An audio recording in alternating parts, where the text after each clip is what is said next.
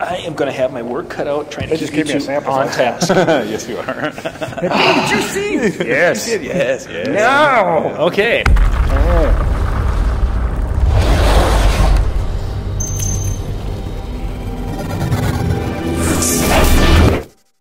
Good evening, ladies and gentlemen. This is another episode of Tuesday Night with Ben Stowe, but this is a special episode tonight because we are coming to you from the lovely city of Las Vegas.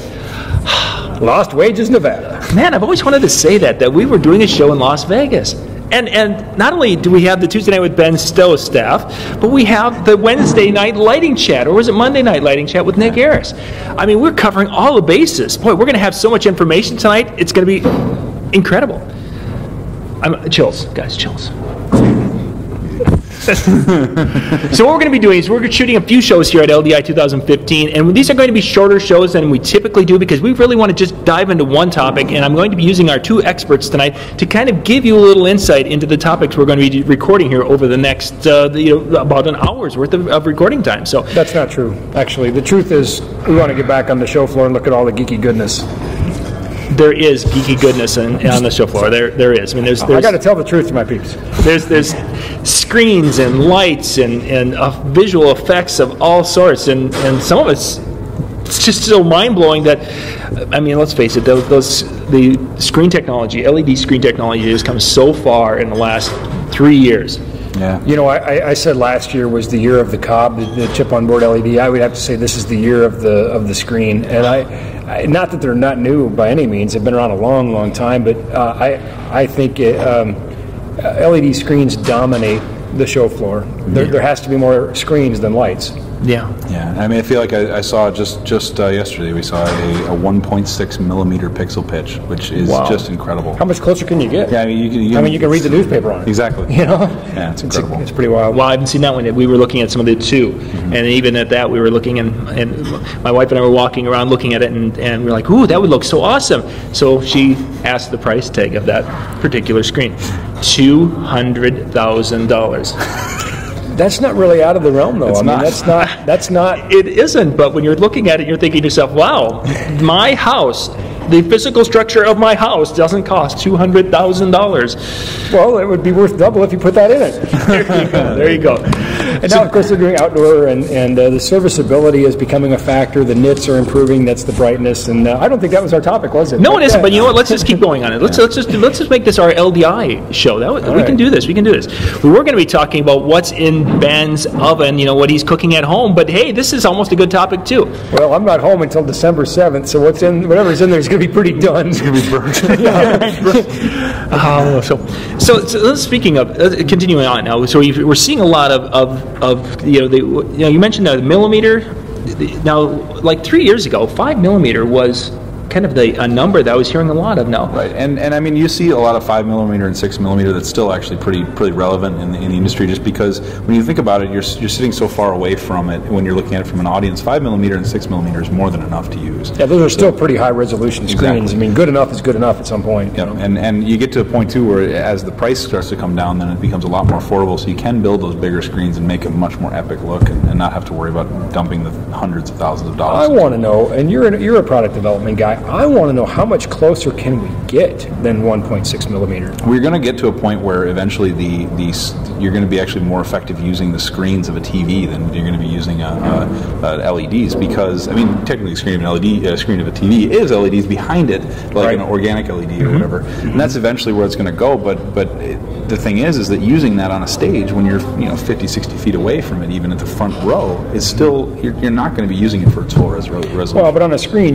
when they call it an LED display versus an LCD display, I mean, that, like you said, it's whether it's in OLED or whatever, it's still using the same LCD type structure. Here, we're talking about luminescent sources like LED themselves, and you have to have room for those pixels. But as we get into we're 4K has almost become passé.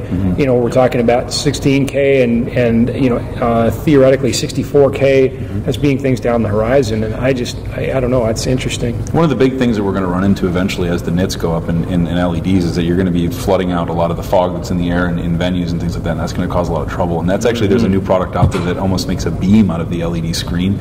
And that's one of the things I'm interested to see how it's going to work, because right now I don't like using projectors for backlights because it ruins my aerial fog effects for lights. Right. Mm-hmm. So what'll happen with the nice thing about screens is that you can set them up and they don't wash out a lot of that look. You can still get the cool beam effects while having a high resolution screen. But with that new beam LED technology, and the brighter that these screens get, the more you're going to have to worry about that. So I think that's going to be something that's going to be there's a benefit though too, you know, and I'm kind of more the audio guy, I guess, you know, but I'm sort of a multi-purpose nerd, right? You know, when I think about audio, I think about headroom, and I think brightness on screens is sort of the same thing. You need to have room for calibration too, because as these LEDs decay and as they begin to dim, if we replace panels, and you see it sometimes on outdoor signs, you know, where they're very different intensities, or you see them on you know, maybe screens that were cheaper, and you don't have that ability to recalibrate and adjust those intensities to match panels. New panel's a lot brighter than the old panel, and you got a checkerboard look going on. There's the decay that you're talking about, but there's also binning. When it comes to the actual LEDs themselves, they're not always the same color. Because you know, they do a run of 1 million LEDs, and then they do another run of 1 million LEDs, and they're never the same color. That's why if you buy your video wall, it's generally a good idea to do it all at once. You buy what you want, what you need for the next however many times, then you buy another one that you use in a separate screen or something. And as LEDs become more powerful and everything, you can adjust and use the calibration to bring it to a specific level so they'll all match. But without that range, you can't do that. So I think we talked about that in a previous show too. We talked about the price of LEDs, why higher priced products are higher priced, and of course as the tolerance increases, well, or I guess your lack of tolerance. You know, when you say, well, these have to be right on 532 nanometers, not plus minus 3%, there's fewer of those that are going to get made just because of the way it works, and so they're going to be a higher price. And as we get into the, you know, greater tolerances, the price can decrease, and that's a difference in you know, price and performance correlating. So and it's really noticeable when you're using like an LED screen, because the color difference is you know, a white sheet against a LED screen. You'll see like one's like purple and one's like red. It's just a little bit off or whatever. So how would they? And we're way out of the DJ world, but this is still interesting stuff. Not really. Actually, not really. I was gonna say, we're seeing a lot more DJs employing LED video screens. It is coming on. It is coming on. So if we had that situation, guys, that you're talking about, there's some deterioration. The colors have changed a little bit. We put a new one in. Now, is that adjustment controlled by software, computer software, or is it something that within each individual screen there's a control? And so there's a file that gets blown into the panels themselves that actually allows you to set the specific, you know, calibration of those LEDs in the front. Some of them can do it from the display in the back, but most of them do it through I can't remember the name of the file right now. It's like a CRG or something like that file that you can blow into it. It'll actually calibrate it for you. Interesting. I think it's notable, John, just tying this back to the DJ, that American DJ has a video wall screen now, and the reason that's notable is because the American DJ group of companies includes Elation, which makes professional grade LED screens. So it's not just that, well, the American DJ group has a screen, it's that the American DJ group includes Elation with professional screens, but American DJ is saying, listen, this is an emerging marketplace for the mobile DJ market, and so we are on topic. Mm-hmm. Yeah, that is true. Bring it right around. And that's kind of an interesting, as you mentioned that, and thinking back to that screen, we got to see that at DJ Expo, and that was the first time I got to actually, you know, walk and talk. And Ben had mentioned earlier, you know, how close is, and I don't know if he's talking actual distance from these screens and such, but I kind of think that's where he was going with that. That's an interesting tidbit, because as I'm walking around out here, there were some screens, such as that little 2mm one, that I could go right up to it. I was within, you know, 3 feet of it, and I had to do this to look at every bit. But I mean, it was clear, you know, within 4 feet. And yet a different, I think the 5mm, there was one of those there, and I was back about 15 feet, and it looked fabulous. Mm-hmm. So is there kind of a rule of thumb, you know, how far you need to be back with these things? Or? There is. Some people have figured out like, for instance, if you're doing a home system, you do a TV, like let's say you have a 7-inch TV, there's a specific distance you can sit where it actually will look the best. And that actually has a lot to do with the refresh rate of the TV. If you're sitting closer to it, you want a faster refresh rate, because those pixels are flying by so quickly.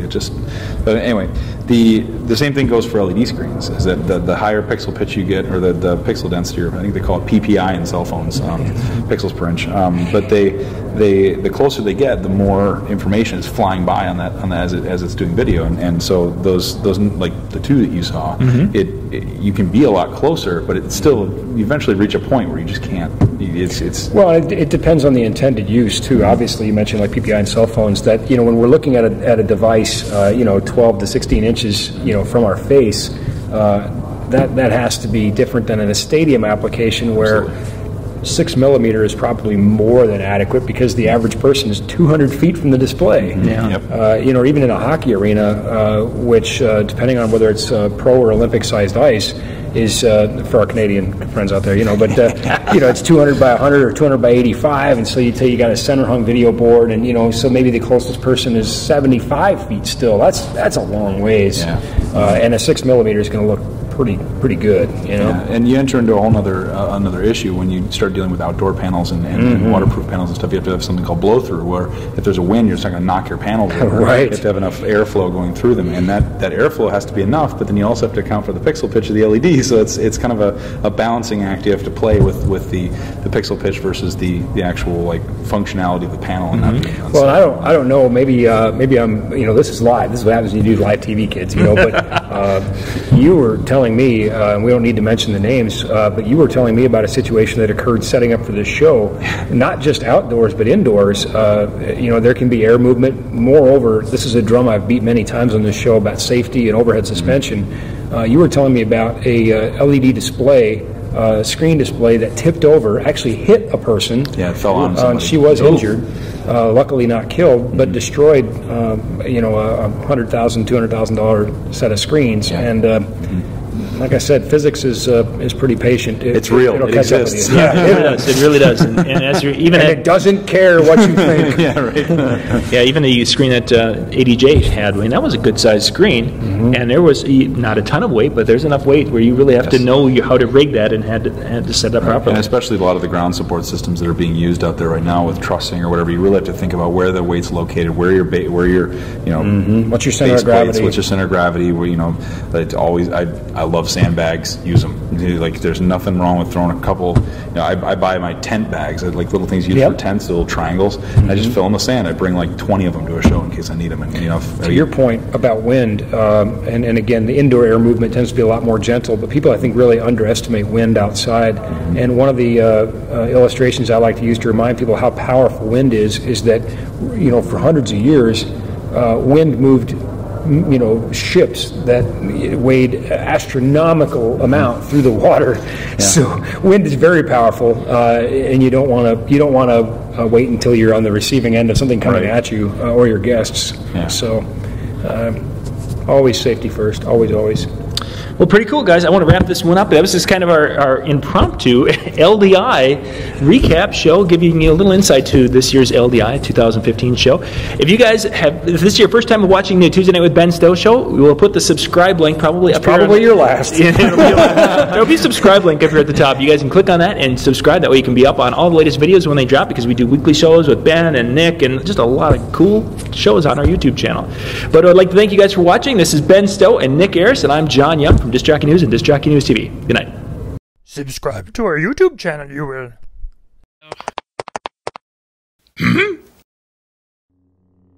Subscribe to our YouTube channel, you will.